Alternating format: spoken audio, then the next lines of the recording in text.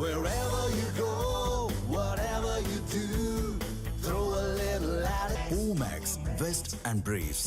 பீகார் முதலமைச்சரும் ஐக்கிய ஜனதா தளம் கட்சியின் தலைவருமான நிதிஷ்குமார் மாநிலங்களவை உறுப்பினராக பதவியேற்றுக் கொண்டார்.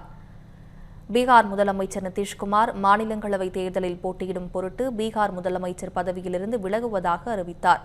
தனது சட்ட மேலவை உறுப்பினர் பதவியை ராஜினாமா செய்த அவர் பீகாரிலிருந்து மாநிலங்களவைக்கு தேர்வு செய்யப்பட்டுள்ளார். சட்டப்பேரவை, சட்ட மேலவை, மக்களவை என பல்வேறு பதவிகளில் இருந்த நிலையில் மாநிலங்களவை உறுப்பினராக வேண்டும் என்று விரும்புவதாக நிதிஷ்குமார் கூறியிருந்தார். அதைத் தொடர்ந்து மாநிலங்களவை எம்பியாக நிதிஷ்குமார் பதவியேற்றுக் கொண்டார். பீகாரில் இருந்து டெல்லி சென்ற அவர் மாநிலங்களவை தலைவர் CP ராதாகிருஷ்ணன் முன்னிலையில் மாநிலங்களவை எம்பியாக பதவியேற்றுக் கொண்டார். அவருக்கு பாஜக எம்பிக்கள் பலரும் வாழ்த்து தெரிவித்தனர். இந்நிலையில் வருகிற ஏப்ரல் 14ஆம் தேதி பீகாரில் புதிய முதலமைச்சர் பதவியேற்பார் என்றும் தற்போதைய துணை முதலமைச்சர் சாம்ராஜ் சௌத்ரிக்கே அதிக வாய்ப்புள்ளதாகவும் தகவல் வெளியாகியுள்ளது.